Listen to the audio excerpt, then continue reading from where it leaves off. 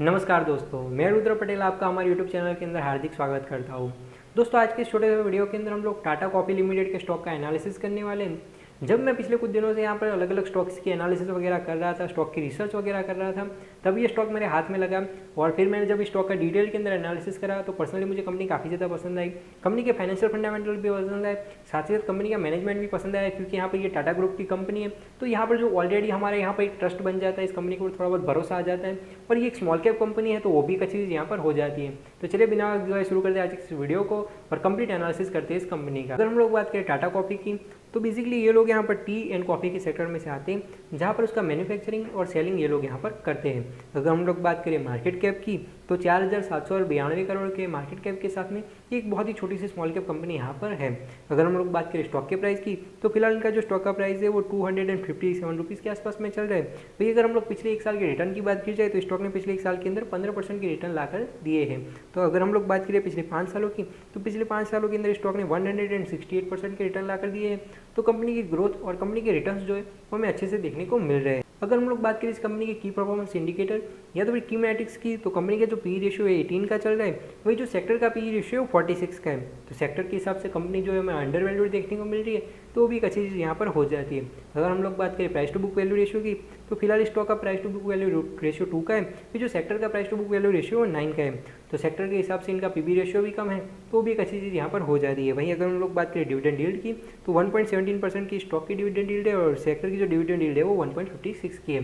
तो सेक्टर के हिसाब से इन लोगों की डिविडेंड यील्ड भी हमें अच्छे से देखने को मिल रही है और कंपनी यहाँ per year on year dividend भी दे रही है, तो भी एक अच्छी चीज़ यहाँ पर हो जाती है। अगर हम लोग इस कंपनी का हल्का सा पेयर कंपैरिजन करें, तो टाटा कॉफ़ी की कंपैरिजन के अंदर यहाँ पर टाटा कंज्यूमर भी आ जाता है, जो कि एक ही ग्रुप की कंपनी है। लेकिन अगर हम लोग इनका कंपैरिजन करें, तो यहाँ पर दूसरी यहाँ पर बीबीटीसी कंपनी भी है, यहाँ पर सीसीएल करके भी एक कंपनी है। तो इन सभी कंपनियों का अगर हम लोग पेयर कंपैरिजन करें, तो टाटा कॉफ़ी का पी रेशियो 18 का है, वही टाटा कंज्यूमर का पी रेशियो 67 का है। तो उसके हिसाब से ये जो कंपनी अंडर वैल्यूड है।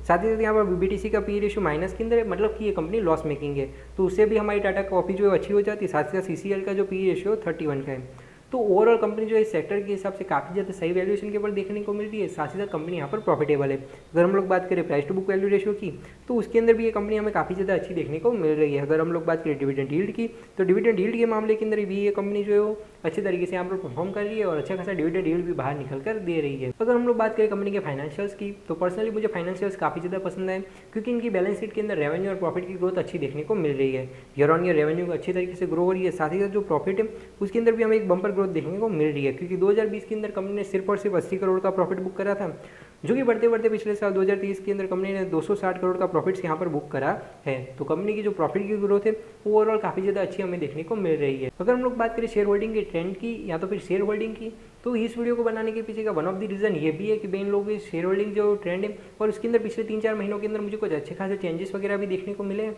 जिस वजह से वीडियो में बना रहा हूँ। तो प्रमोटर का जो स्टेक है वो पिछले 6 महीने से ऑलमोस्ट स्टेबल है। तो ये जो इन लोगों की प्रमोटर की होल्डिंग है वो लो प्लेजर प्रमोटर होल्डिंग है, यानी कि इन लोगों ने इस कंपनी के अगेंस्ट के अंदर बोरिंग और डेट वगैरह बहुत ही कम ले रखे, तो भी एक अच्छी चीज़ यहाँ पर हो जाती है। अगर हम लोग बात करें टोटल रिटेलर की होल्डिंग जो है वो पिछले 3 महीने के दौरान कम हुई है, तो एक अच्छी चीज़ यहाँ पर हो जाती है। साथ ही साथ यहाँ पर जो इंक्रीज फॉरेन इंस्टीट्यूशनल होल्डिंग, तो बेसिकली 3 महीने के दौरान जो एफआईज है उनकी होल्डिंग 1.39% जितनी बढ़ चुकी है। एफआईज जो है इस कंपनी के अंदर इंटरेस्टेड है, तो भी एक अच्छी चीज़ यहाँ पर हो जाती है। अगर हम लोग बात करें परसेंटेज वाइज शेयर होल्डिंग की, तो कंपनी के प्रमोटर का जो स्टेक है वो 57.48% का है, फिर म्यूचुअल फंड की होल्डिंग 3.11% की है, वही डीआईएस की होल्डिंग 2.51% की है। वही अगर हम लोग बात करें एफआईज की, एफआईज यानी कि फॉरेन इंस्टीट्यूशनल इन्वेस्टर, तो उन लोगों की होल्डिंग जो है वो 4.49% की है। वही जो रिटेलर है उनकी होल्डिंग 32.41% की है।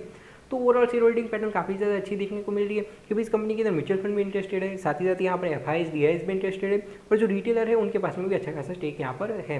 तो कंपनी की शेयर होल्डिंग पैटर्न भी अच्छी देखने को मिल रही है। मैं आ चुका हूँ स्क्रीनर के ऊपर कंपनी की थोड़ी बहुत और डिटेल के अंदर एनालिसिस करने के लिए। अगर हम लोग आरओसी की बात करें, तो आरओसी यानी कि रिटर्न ऑन कैपिटल एम्प्लॉयड, तो 9.78% का इन लोगों का रिटर्न ऑन कैपिटल एम्प्लॉयड है, तो हमें ठीक ठाक सा देखने को मिल रहा है। ये रेशियो उतना अच्छा नहीं है, तो एक नोटिस करने वाली चीज़ यहाँ पर हो जाती है। वही इन लोगों की जो रिटर्न ऑन इक्विटी है वो 10% की है, तो भी हमें थोड़ी सी कम देखने को मिल रही है। अगर हम लोग बात करें इंटरेस्ट कवरेज रेशियो की, तो 4.42 का इन लोगों का इंटरेस्ट कवरेज रेशियो है, तो भी हमें ठीक ठाक सा देखने को मिल रहा है। वही अगर हम लोग बात करें करंट रेशियो की, तो 0.191 का करंट रेशियो है, तो भी हमें ठीक ठाक सा देखने को मिल रहा है। अगर कंपनी के रिजर्व्स की बात कीजिए, तो 1775 करोड़ के कंपनी के पास में रिजर्व्स हैं, तो 4500 करोड़ की मार्केट कैप के हिसाब से इनके जो रिजर्व है वो हमें अच्छे से देखने को मिल रहे हैं। वही अगर बात की जाए डेट की, तो वो कंपनी के 1115 करोड़ का डेट है, तो भी एक नोटिस करने वाली चीज़ यहाँ पर हो जाती है। अगर बात करें अर्निंग पर शेयर की, तो 14 रुपीज़ की इन लोगों की अर्निंग पर शेयर है, तो अच्छी सी देखने को मिल रही है। अगर हम लोग बात करें डेट टू इक्विटी रेशियो की, तो 0.2 का इन लोगों का डेट टू इक्विटी रेशियो, तो भी हमें ठीक ठाक सा देखने को मिल रहा है। कंपनी के ऊपर थोड़ा बहुत डेट है, बस खाली वो नोटिस करने वाली चीज़ यहाँ पर हो जाती है। अगर हम लोग बात करें नेट प्रॉफिट मार्जिन की, तो 7.20% के इन लोगों के नेट प्रॉफिट मार्जिन है, तो भी हमें ठीक ठाक से देखने को मिल रहे हैं। तो हम लोगों ने यहाँ पर कंप्लीट एनालिसिस करा टाटा कॉफी का। अगर मैं मेरे पर्सनल ओपिनियन की बात करूँ, पर्सनली मुझे कंपनी काफ़ी ज़्यादा पसंद आई।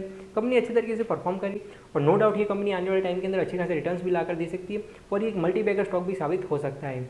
और हाँ, मैं कोई भी सेबी रजिस्टर्ड इन्वेस्टमेंट एडवाइजर या रिसर्च एनालिस्ट नहीं हूँ। वीडियोस में सिर्फ और सिर्फ एजुकेशनल पर्पज़ के लिए बना रहा हूँ, तो आप लोग भी इसी तरीके से कंसीडर कीजिए।